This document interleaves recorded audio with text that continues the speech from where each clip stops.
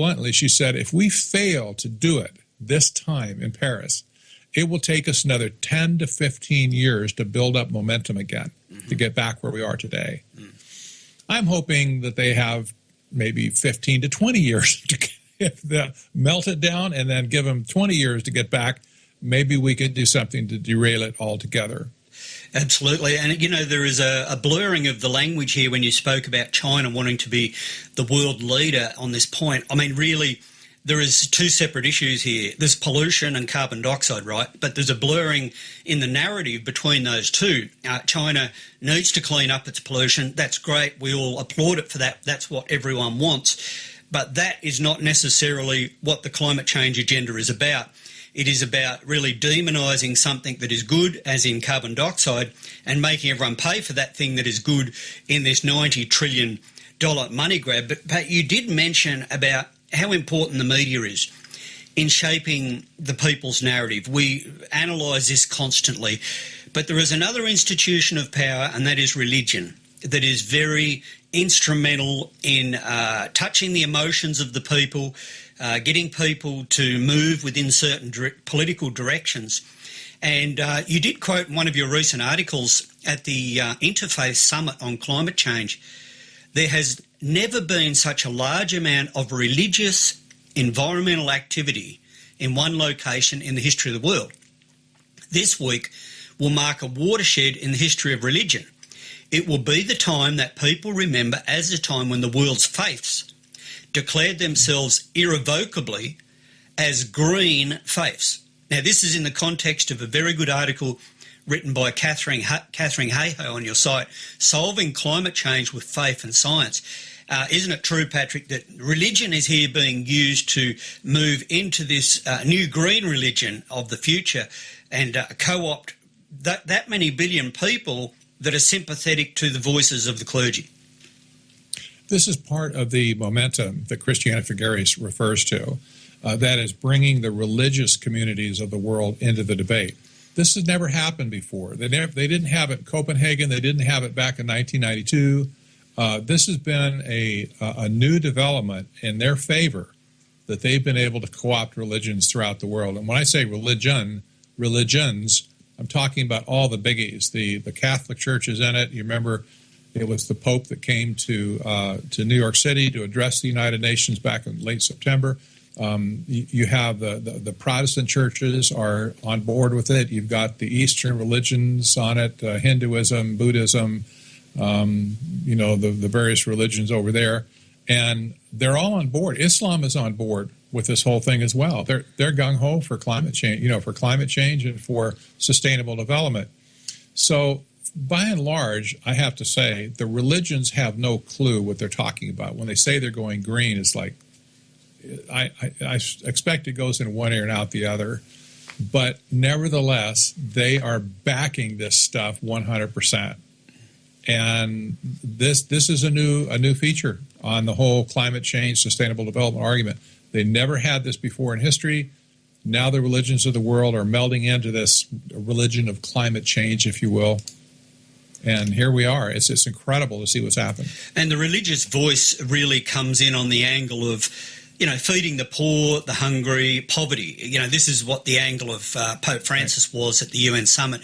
It was very much about we need to address the climate change in order to feed the hungry of the world, which we all agree we want to feed the hungry. But, the connection there is to link the sympathy and, the true emotion that people do feel to the poor with this new taxation agenda, or ultimately the technocracy, which is really about control of your resources and taking away freedom.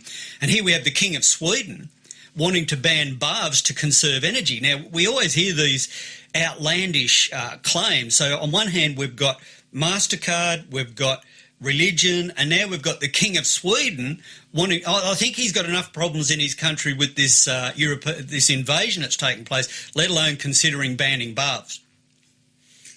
It's just incredible. This is King Carl, by the way. And the guy has, in the past, has not been green in that sense, but he's had a conversion in recent years. I'm not sure why. I don't know what got to him. But he said it just occurred to him one day when he was drawing a bath, I guess on a trip, on how much energy it took to make the bath. And he said, "Oh my gosh, I'm ashamed." They said, "I'm ashamed to take a bath, to draw a bath anymore because it just consumes so much energy." And I'm thinking, this is a country that has more lakes in it than Wisconsin in the United States. Exactly. And, there's water everywhere, and they have plenty of energy to heat water. But, he's gone over the edge. Well, the kings of the earth have to come out in support of, really this architectural agenda, which involves kings, merchants, and all the other big players. But we turn our attention to a recent report from Friends of the Earth Australia. Now, this is obviously going to be a report which is angling towards promoting the climate change agenda, right? Now, this report, every week I see this, a new report, right, comes out. New report on financing climate action. So they've come up with the way that they can provide $90 trillion to this global thing via the rich people, right? The richest 782 people could power half the world with 100% renewable energy.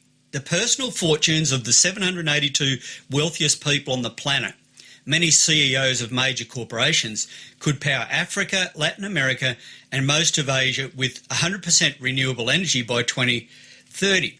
Now, Pat, this is a different angle again, because this is more, I guess, coming from the direct communist thinking of transferring the wealth from the rich to the, into this renewable energy, which will help feed the poor, right? So this is the idea. This is once again about the transfer of wealth. But we know in reality it won't be the richest 782 people that will be taxed to the hilt to fund technocracy. It will be the everyday working class people, because we've documented in the past over and over again that the target is to for the middle class to actually become poor, to bring the middle class down into poverty. The end game is not to take the money off the rich. In fact, the rich get richer through all these carbon trading schemes, right? Like Al Gore and his mates. I mean, look at the wealth these people are running in and telling us, like the King of Sweden, we shouldn't have a bath. Right, right. And I would just have to say, this article by Friends of the Earth just shows how naive they are. The people that are bringing us the problem are the same people that are trying to fleece. They don't see that at all. They say, "Oh, these people are, we need to go get them."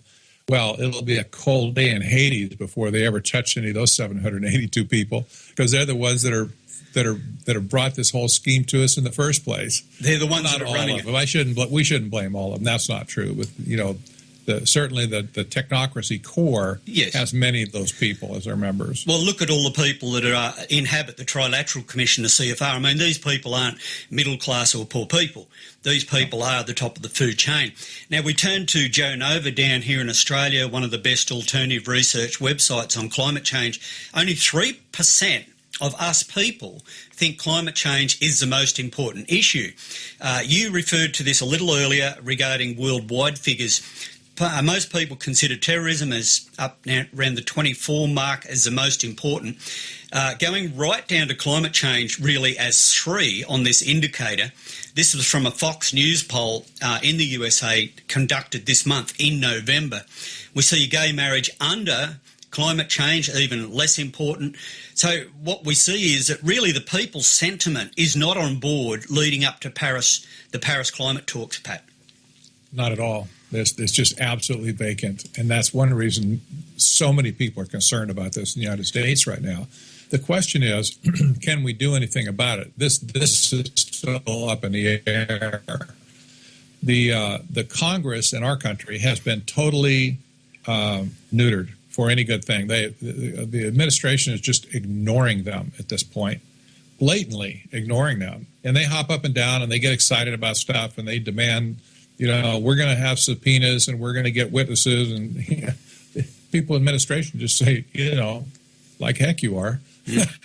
Well, I mean, in closing, look at this NOAA scientist to Congress. He said, "You can't touch our scientists." Now, these people have developed, a lot of power within the bureaucracy, and basically they're blatantly coming out and saying, doesn't matter what you say, we're a law unto ourselves, we will give you the figures and you accept them. I mean, isn't this such a pompous statement here, basically saying, you know, we're in charge of this whole climate narrative, you really cannot ask any questions of us because we're above the law. Mm-hmm. That's right. That's the attitude, and this is the attitude of a technocrat. They really don't think that they have to be subject to any politician anywhere for any reason. They think they're idiots in the first place, and so science is right. You know, they say no, science is not political. Science is science. That's it. If science says it, that's it. Mm-hmm. There's no other option. This is what you're going to do. The problem with the whole thing is their science is cooked. They've cooked the books, yep, so to speak.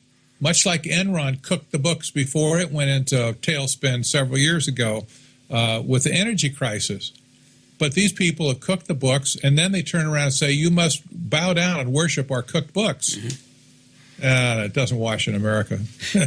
Now, in closing, we have a very interesting story coming out of China, really connected to transhumanism and climate change, and that is China cloning factory to produce 1 million calves per year.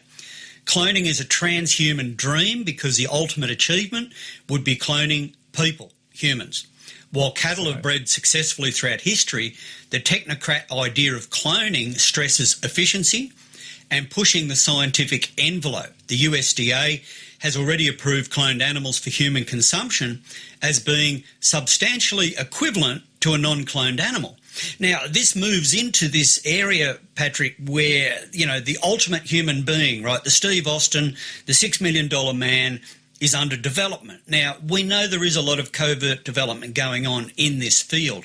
But coming out in the open and saying we're going to start with the animal kingdom, just like down here in Australia, we have a National Livestock Identification Scheme, which is basically an RFID chip for their ear. This is basically moving from animals to humans, but we always see the animals are used first as the test case for what will come later. That's right, and I think you and I should start an international chain of hamburger joints, and we should commit ourselves to only selling a cloned beef. Yeah. You think we'd be successful? Do you think people would run? Oh, I want a cloned burger today. I don't think it's going to wash. The problem in America is that the USDA has already declared that cloned beef is substantially equivalent to natural beef and therefore will not be subject to labeling requirements. This is just inconceivable. Of course, they've used this argument with all kinds of GMO seeds and stuff as well. This is what the industry gets the USDA to do. Well, it's really the same thing. You can see here's steer 1 and here's steer 2. Any idiot can see that they're both steers and they look just fine. So what's the problem? They're substantially equivalent. Mm-hmm. Well, once you go past that line, basically anything goes. You know, once the stamp of approval's on it, it's like you never know what you're going to get anymore. Well, Patrick, as usual, there's always plenty to keep an eye on your website, technocracy.news. Once again, we'll do it again in a fortnight. Always plenty taking place. Thank you for joining us. We appreciate it.